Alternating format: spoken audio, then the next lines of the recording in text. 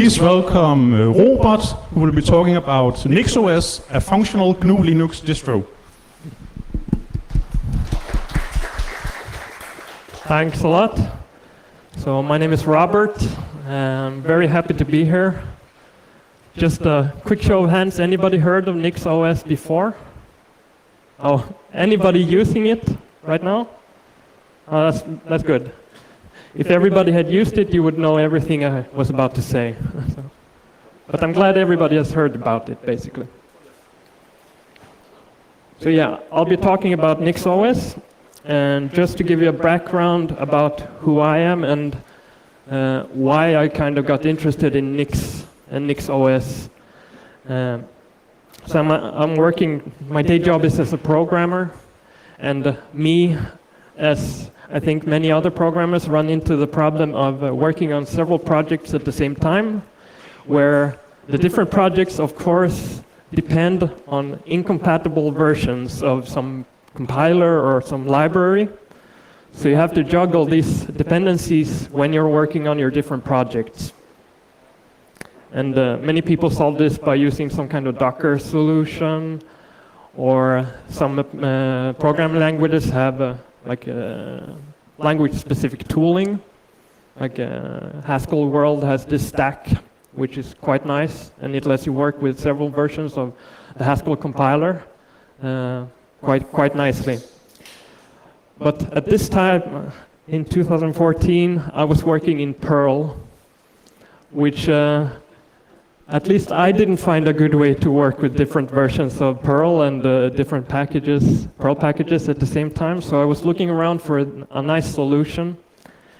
And eventually I kind of ran into a package manager called Nix. And quite soon I became a contributor with different packages, Nix packages. And eventually I started using the NixOS Linux distribution built on top of the Nix package manager. So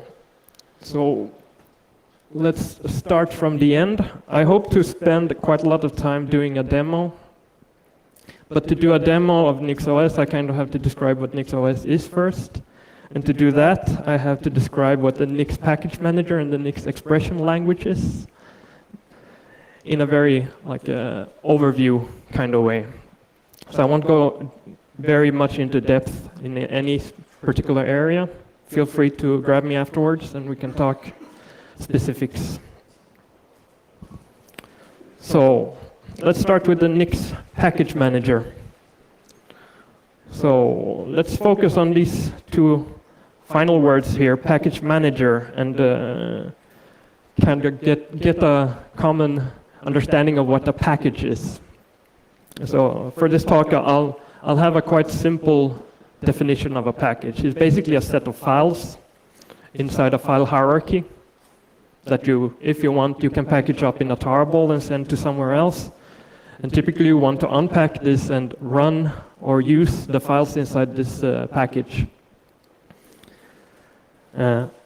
This set of files we build using some kind of instructions that I'll call simply a build recipe. And the build recipe basically tells you everything you need to know how to construct this set of files. So it includes, if you're building a program, you might need to find the source code of this program. So the build recipe will tell you that. It will tell you which other packages that this program needs to be built or to run. And it of course includes the actual instructions you need to run to build the set of files. So this is a very general definition. I think this would hold for pretty much any package manager on any Linux distribution. And in this respect, Nix is no different from any of those other package managers.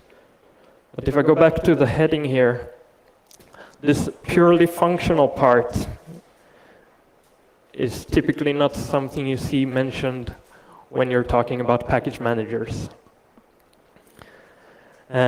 And by purely functional, I mainly think of two properties that you typically would have in a purely functional programming language. And the first and simplest is the idea of immutability. So the idea is in Nix is once you've built a package, the set of files, you never ever change this set of files.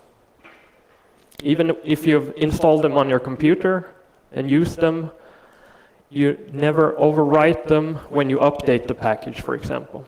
And this is quite different from many other package managers. You run your apt-get install, and if you already have a version of the package you were installing, at some point during this installation project, you're overwriting the files from the previous version of the package. And of course, this is I don't know if I've used Debian for a long time, and occasionally you run into the problem where your installation fails in the middle, and you always get this kind of lump in your stomach when that happens. Fortunately, I really like apt, since it usually can rescue such situations. But Nix is quite different because this overwriting of a previous version never happens. You either have a package, the files on your computer, or you don't, and you never are in between. Now, so this might seem a bit mysterious, how can you actually do this? And I'll try to explain that a bit later. Just want to explain the second property I would characterize from functional programming that is applying to Nix, and that is the idea of determinism. So I was talking about this build recipes. So Nix treats the building process. When you build a package, it treats this as sort of like a mathematical function. It takes a build recipe and produces for you a package. And like any other, like in mathematics, if you give a function the same parameters twice, you get the same result twice. And this is a property that Nix tries very hard to hold. Of course, this property is also common with quite a lot of package managers. Debian has spent a lot of time on this idea of binary reproducibility. So the idea is that if you build a package twice using the exact same compiler version, same dependencies, and all other things the same, you will get a exact binary copy both times. In this respect, Nix and other package managers are also not very different, but Nix performs a step here that is quite unique, I think, in the idea that most other package managers identify a package by the package name and the package version. So, for example, you have on your computer Firefox version, I don't know what's it up to, 58 or something. Nix does not give a package this kind of identity. Instead, it gives it an identity computed using a cryptographic hash of the build recipe. So instead of getting a nice name like Firefox 58, you get a huge string, which is a cryptographic hash, which might seem a bit cumbersome. It might not seem very practical, but it gives us quite powerful consequences. So let me go on to the Nix store. So I was said that the Nix never overwrites a package. It does this by simply putting packages somewhere else than in /user. So it puts a package in something it calls the Nix store, which you can think of sort of like a key value store, where the key is the hashed recipe, so the identity of the package that I mentioned in the previous slide, and the value is the built recipe, like the actual set of files.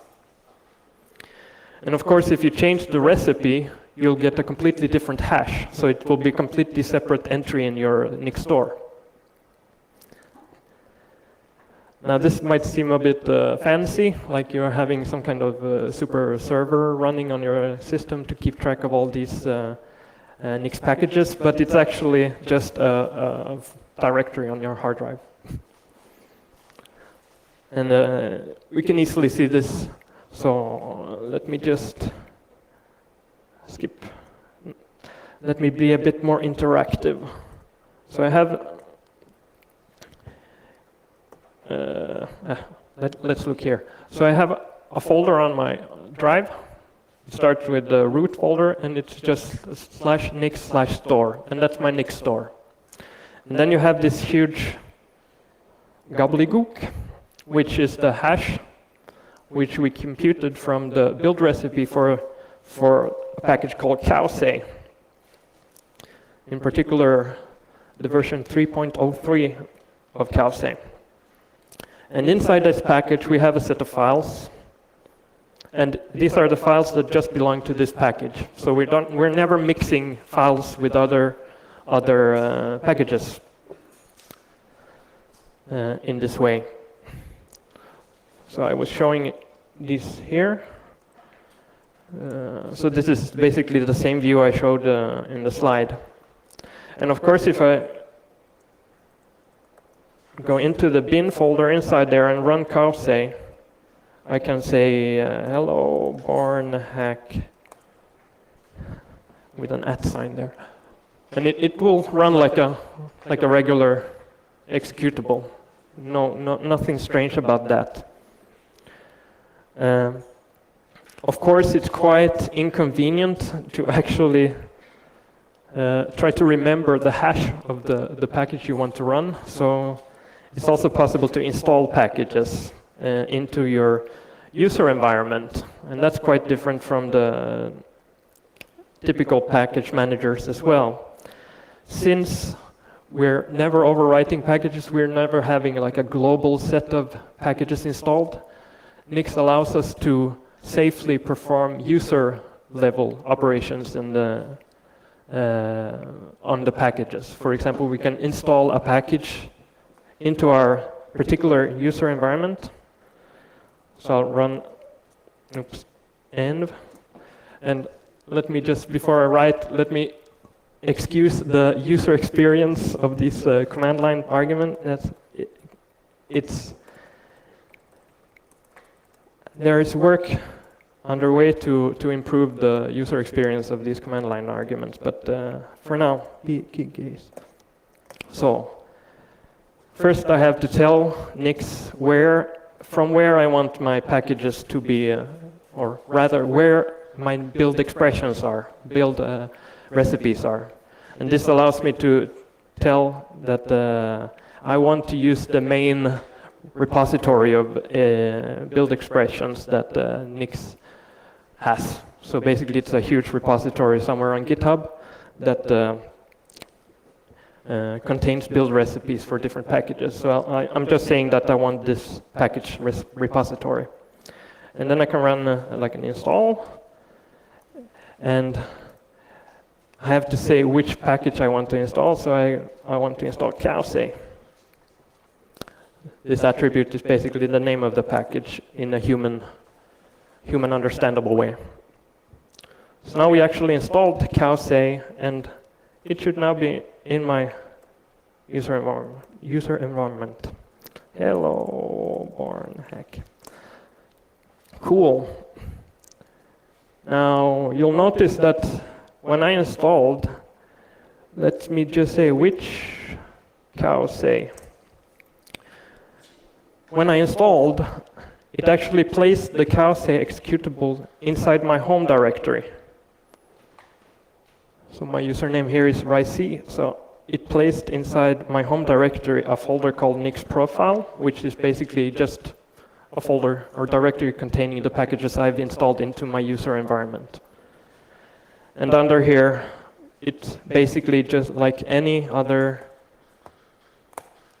very similar to like the root directory of any other Linux distribution. And under here I have like a ton of different packages that I've installed for my user only. So let's skip this. So this point is then, let me go back here. So I have bin cowsay in my home directory, and I could run it. Let's see where that is. So you can see it's a bit tricky here, but basically it says that this is a link to a store path, to the store path of the calsay package, this particular calsay package, and the executable inside there. So you'll notice that this hash is different from the one I showed earlier. Let's see if I still have that one in the history. So the previous version I had started with mkk5. The version I installed in my user directory has a hash called mhfa. So these are completely separate packages. Even though that the actual version number of the upstream version number is the same. So there's nothing hindering us from having several different variants of the same package installed in our system at the same time. It's only in my actual user environment I can only have one package, one version of calsay installed in my user environment at the same time. But I can always access the other versions by specifying the entire store path. And that's basically what I wanted to show here, that at this particular time I had 4 different variants of the same calsay package. And the difference basically is what kind of dependencies. So there have been some kind of slight difference in the build recipe for these 4 different versions of calsay. For example, that in one you had a Perl of one specific version, and in the other one you had Perl in a separate version. I happen to know that calsay is implemented in Perl. Does that make any sense? These are a bit strange notions from a typical package manager perspective. So, and this is basically what I showed. So we have a user Simon that installs calsay in his environment and can run it and access it. But the different user Jane tries to access calsay in her environment and it's not there. Of course, Jane can run the same command and she'll get a calsay in her environment, and that may or may not be the same one as Simon's. So if Simon tries to install a calsay version with some kind of hack or some kind of vulnerability, it will only install in his environment. If Jane tries to install calsay, she'll get the vanilla calsay version without the vulnerability. And hence the safety of user operations. Yeah, so I typically don't have calsay installed, so let me just run calsay E. And that you say it's uninstalling calsay and I can no longer run calsay. So that's kind of Nix, the package manager in a nutshell, or in a bash shell. So let's talk about the way Nix describes packages and other things. It uses a language called the Nix expression language. And that's the language, it's a custom language developed just for Nix, which is basically a pure lazy functional programming language. It's not strictly typed or anything like that. It's quite simple, and it's basically a DSL for building packages with some extra goodies on top.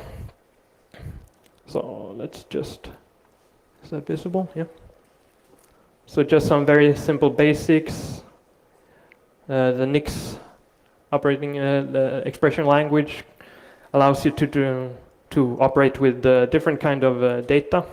Basically, typically it's numbers, whole numbers, booleans. It's also possible to describe decimal numbers, or floating point numbers, but you can't actually perform computations with them. At least you couldn't before. So it's very focused on simple operations. It has quite a strong support for string expressions. So basically we have two different types of strings, or two ways to express strings in language.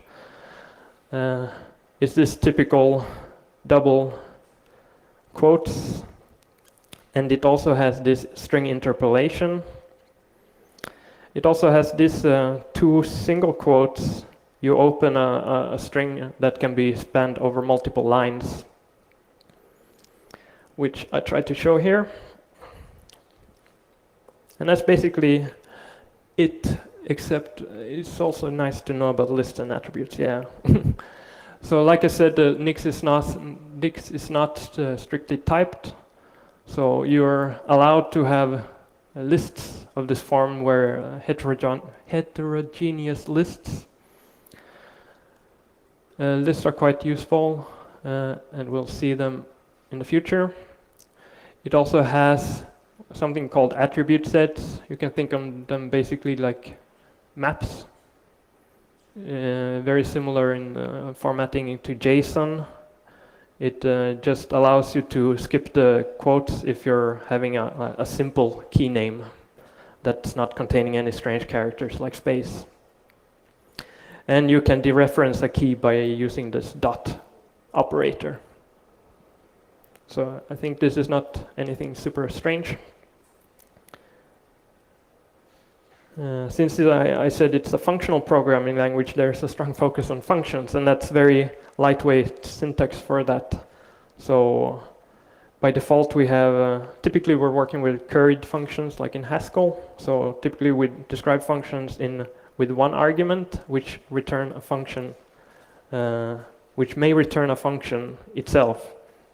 So in this case, we have add that takes the argument, returns a function that itself takes an argument y, and then adds the result as the final result.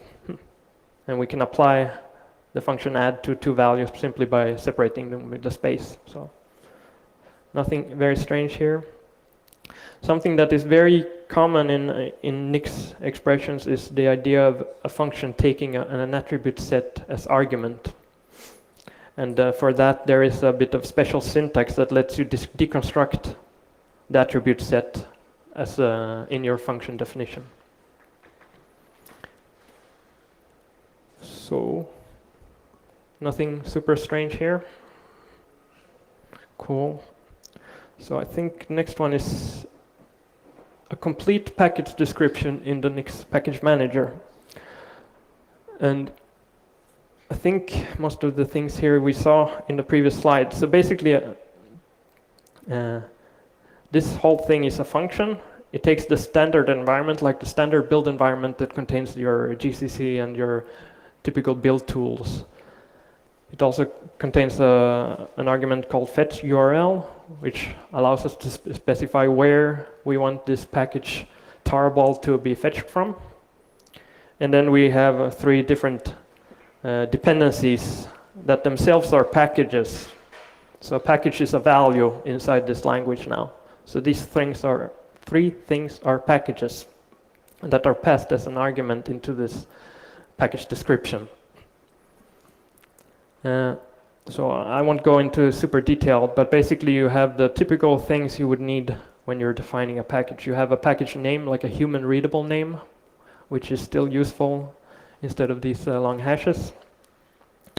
It says where you should get this package from, the tarball containing the source code. It says which kind of build dependencies do you have. In this case, the package config is simply a build dependency. It's not used at runtime. So if we're doing a cross-platform build, we'll actually use the build platform's version of package config, while this libav and libxslt is built for the target platform in that case. And then we have some typical meta information, like the homepage of this package, and some descriptions. So that's pretty much it for the Nix expression language. And now we can talk a bit about NixOS. And I'll do this very briefly here. So now we can see that it's quite simple to, on top of the Nix package manager and Nix expression language, create a distribution, Linux distribution. So the first step is to describe your entire system as a Nix expression. So in this case, I describe the mount point I have in my Linux distribution or Linux install. And I say that, okay, I want my host file to include this extra entry. And then I include a bunch of other things that it perfectly describes my system that I want to achieve. And then step number 2, we create a build recipe using similar to the package description I showed earlier to take this system description expression and create the actual files that all the different tools expect. So for example, my file system description should be built into a typical fstab file with the formatting that the mount tool, for example, expects. And our host file should be formatted as our resolving library expects. And this built into the Nix store, of course. So if you just run mount with these files in the Nix store, of course they won't see them because they are looking in the /etc/fstab. So step number 3 is to update our bootloader to include, make sure it, to update our bootloader to add an entry that when we select that entry, it will start our Linux system and run a script that will populate our /etc with links to the package we just built. So /etc/fstab will point into the Nix store. And now when I run mount, it will actually find this file and be able to do something sensible with it. And of course, step number 4 is we reboot our computer and hope it works. But the cool thing, if it doesn't, we tell our bootloader to reload our previous version of our configuration. And that we're pretty certain it works because we used it to describe our next version. That's kind of cool. So let me try to do some demoing.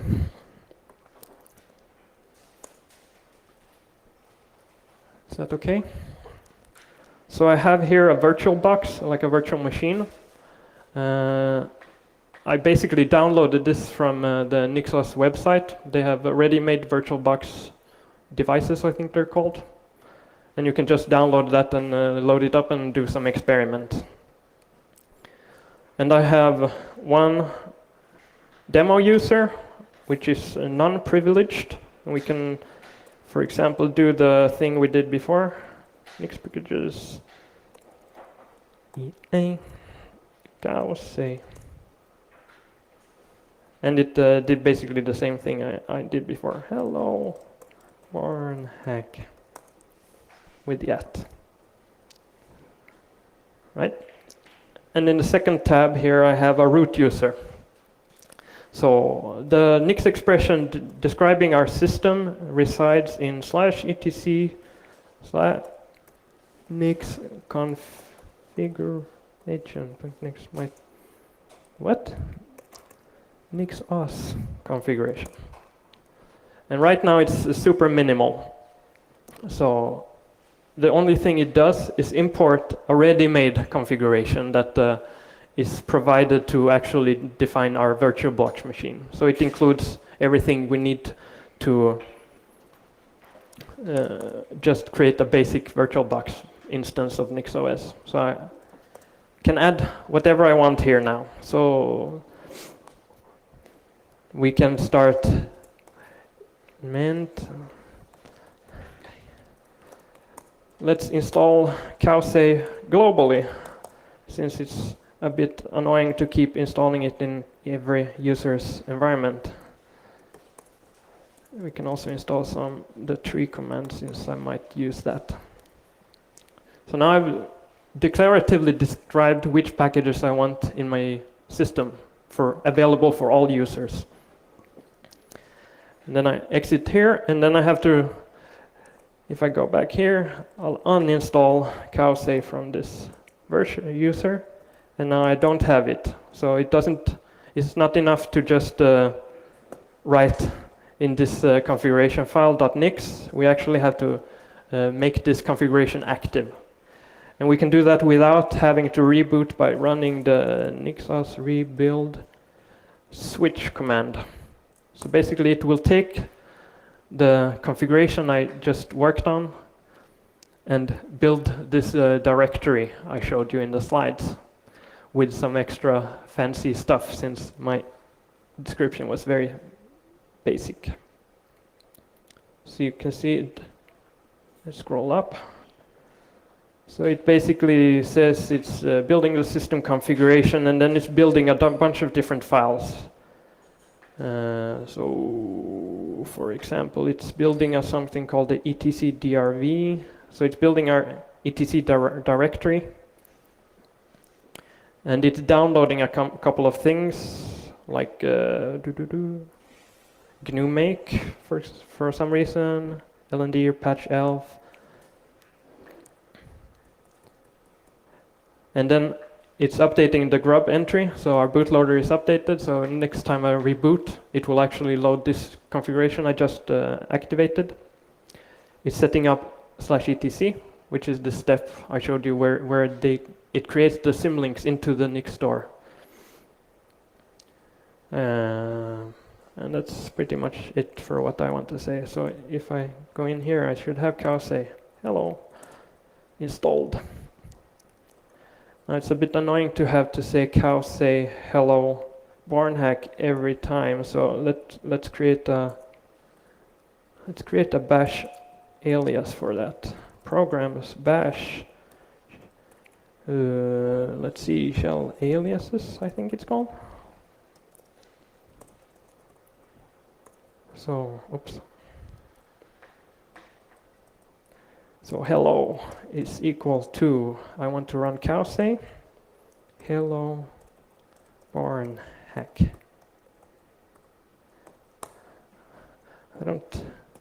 I don't completely remember whether that option name is the correct one, but Nix will tell us.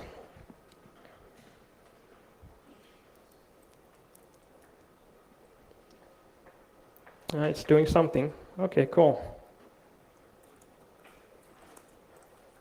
So hello is not there. Of course, we have to log in. So let's just open a new hello.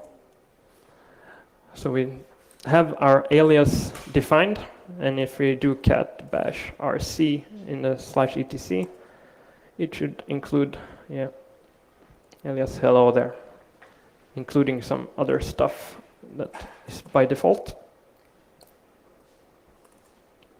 So that's kind of cool.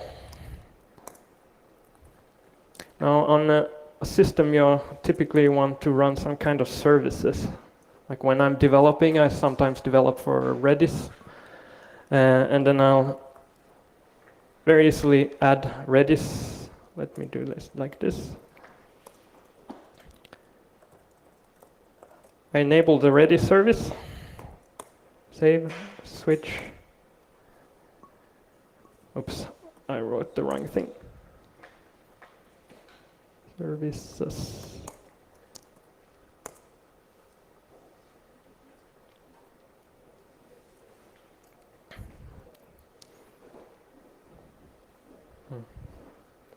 So while it's building, let me just prepare the command I'm planning to run. So this one should have downloaded it. It created the Redis configuration. It's downloaded Redis, I see here. And if we see here, it says the following new units were started, redis.service. So I didn't say that NixOS is based on systemd. So that's the init and the service manager. So Redis command line interface is here now. So that's cool. And of course, since this is a complete programming language, I can do some other interesting things. So I can say the Redis port, I want to use a custom Redis port. And then the port, like a Redis port. Now I made this a variable since I also want to add a shell alias, Redis 8, for example. Redis,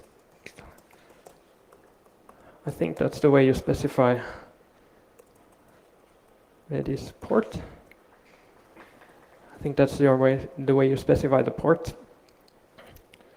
So this is a nice way to show that by having a single language, which is fairly powerful, you're able to kind of integrate different configurations for different systems and programs in a relatively natural way.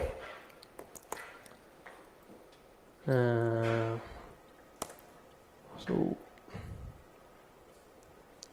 can coerce an integer to strings, I think that was here.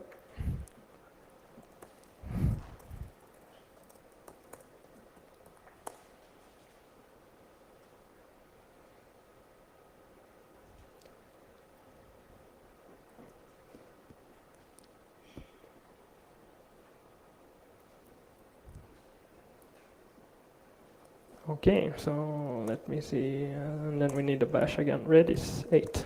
Oop. 8. And now I've connected to the right port. So that's kind of nice. Of course, like I said, it's very easy to mess things up sometimes. So let's make a bit of a mess. File systems, I think it is.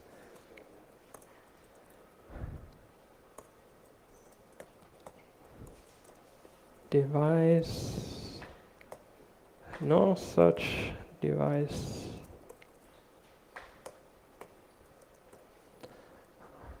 Let me just double check here. Oops, that I got.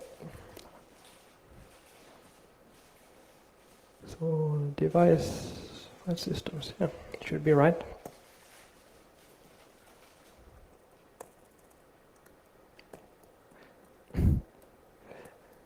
Anybody know how I get back to my... Oh. So this is a pretty bad situation. And I wouldn't feel very comfortable doing something like that on my regular... Okay, so this mount point is actually defined inside this VirtualBox demo.nix. So we have to override it, and we can do that by using a function from a library we can pull in. That says lib make force, and then we forcibly set this value.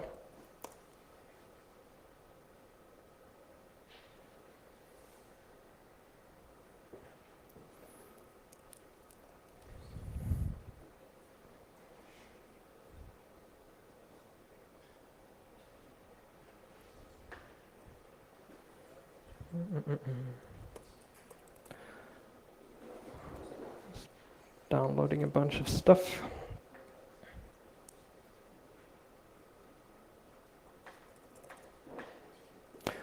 All right. So this is not very good. I don't know how many of you would be happy to do something like this on your typical Linux distro. And of course, running reboot afterwards.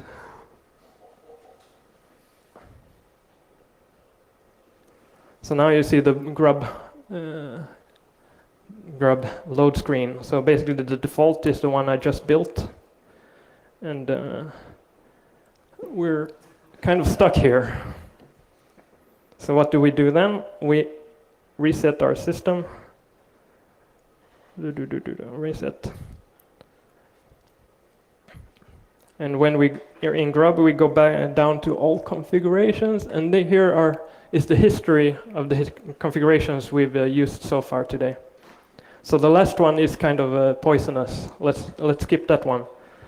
The 8th one was the one I was running that when we were actually making the changes. So that one should be safe. And it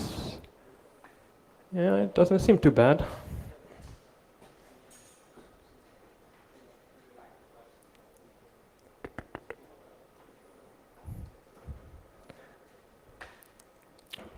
All right, so it's kind of booting, and that's really reassuring when you're doing strange things to your system, let me tell you. So that's pretty much it for this demo. That was the demo.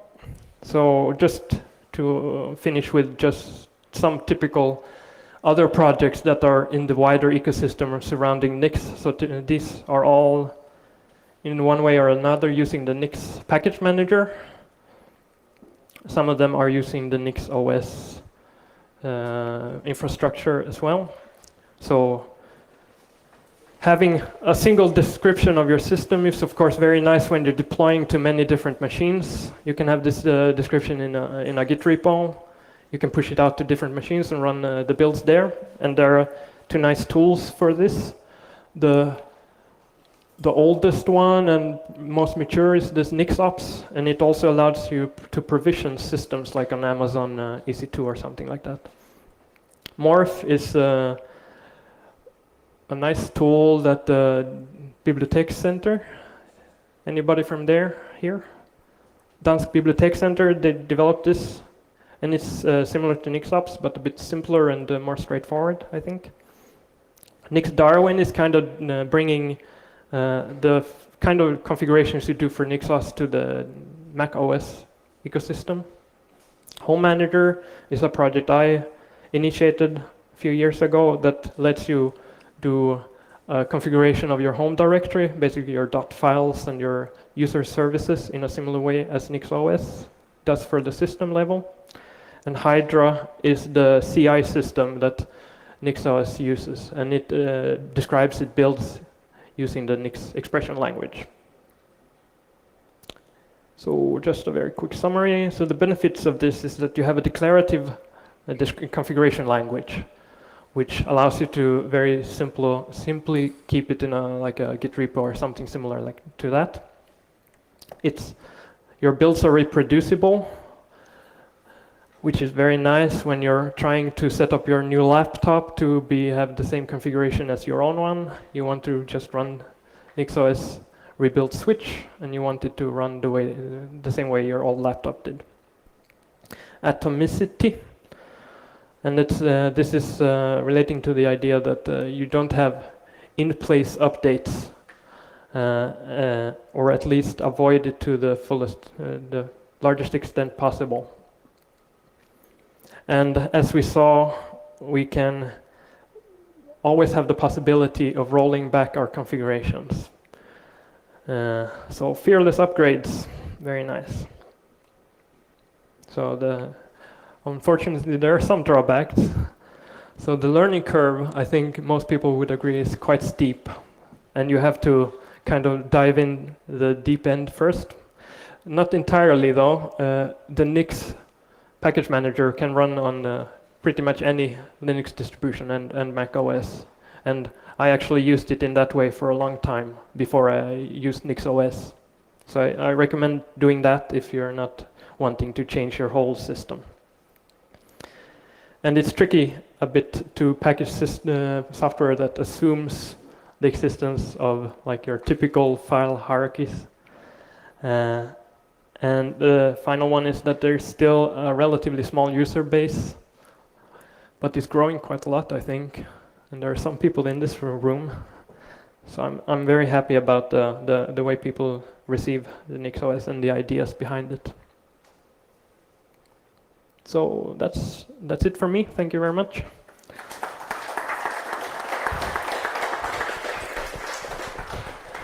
Yes, thank you very much. We do have time for a few questions, so I think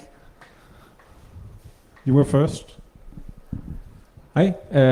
So you were able to mess up your configuration.nix, and get an unbootable system and then restore an older system that did work. But you still have your broken configuration.nix. So how do you recover that one? What I typically would do is go back to edit that and fix the problem. The number 9 there that was unbootable, you can just go when you're in the working version of the configuration. You can just say remove that version of this configuration. Okay, but so you need to remember what the working one looked like, or keep a backup. Like if you change something complicated and the system doesn't boot anymore. Yeah, the configuration.nix is the same broken one. Yeah, so you have to either keep track of what change you made to break it, and typically I think people have their configuration in some kind of source repo, like a Git, and then you can track which change you did, and you could even like doing like bisection or something like that to find exactly what change broke the system. I don't know if that answered your question. Sure. Right.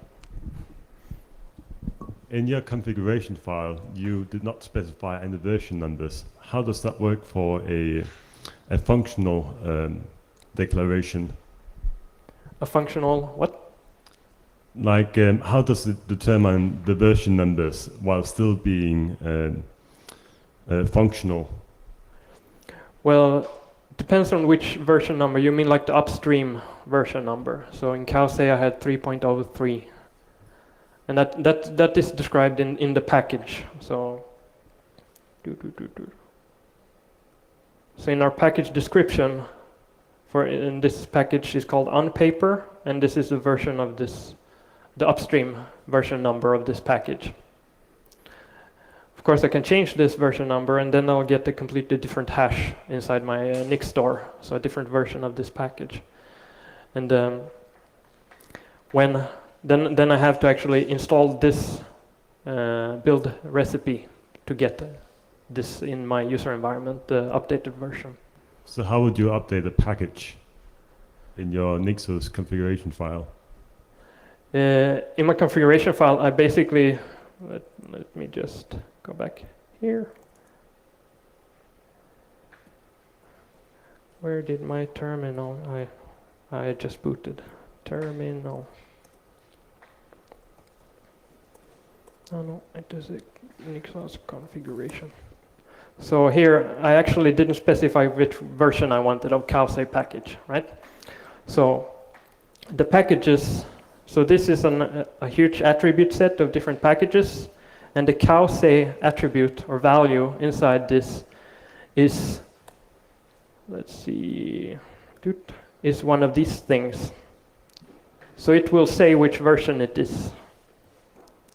And when I update this huge package set, which I do by basically pulling it from the, for example, from the GitHub repo of all the packages, then I'll get the new version by definition, basically. And when I next rebuild my system, it will go into this new version of my package set and see that this is 6.2 now, and it will install that version. So yeah. So you said that the hash in the path to the Nix store is a hash of the recipe? Yeah. But not actually a hash of the build?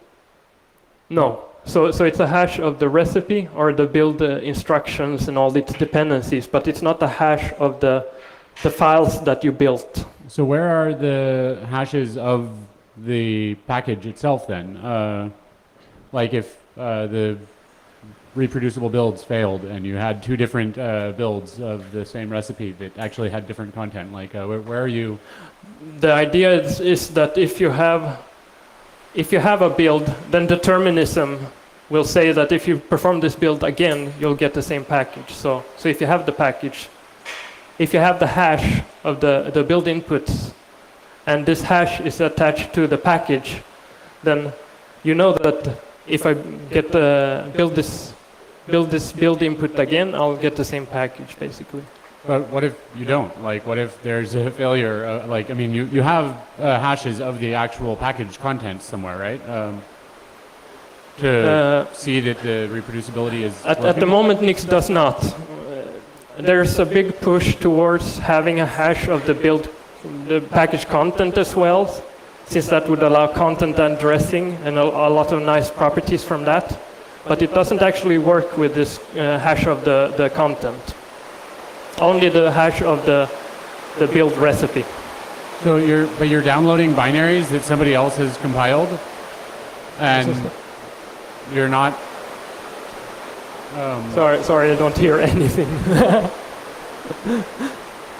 Are there binaries being distributed though? Like you're downloading binaries that somebody else has built? Yes, you're allowed. You can download binaries, and you use the hash of the build recipe as the key for the downloaded package. And then you're basically, the package can be signed by whoever provides you the package. Okay, so there they are actually signing their binaries. And saying, it's a signature placed on the package, not the hash of the package content, but sort of the same. So you have to trust who you're getting the package from.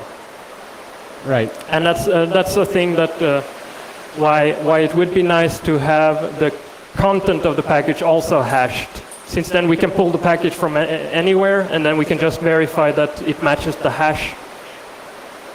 Yeah, I mean, it seems like identifying the things in the store using the package, the output hash, which of course would include the input hash also, would be ideal.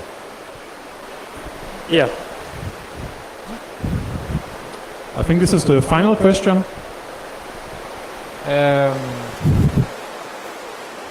What if different build recipes, they touch the same configuration file? How can it merge the changes in some way? Or? So if I understood you correctly. So for example, etc. fstab. Sorry, I don't hear anything. Maybe I'll run over there. So let's different build recipes. If they touch the same configuration file, a global configuration file, what happens then? Can it actually get merged? Well, the build recipes are not allowed to have any global state or any side effects. So what about etc. fstab? So if you have any kind of global configuration you want to inject into the package build, you actually have to provide that inside the recipe itself. So it's like an argument. So it will become like an argument into this build function. So there's no like hidden variable injected into the build process. And builds are typically done in like a sandbox environment where there's no network access, there's no access outside the build directory, and like the time is set to the epoch 0, like 1970. I'm not sure you answered precisely that question. If two build recipes touch etc. fstab, can they do that in some way? You had a build recipe that did some changes to fstab, right? And that lived inside the package hash folder. Yeah, they'll live inside the Nix store, but the hash will kind of keep them separate, regardless, even if they kind of contain the same paths and everything. So I think we need to end here, but please big applause for Robert. Thanks.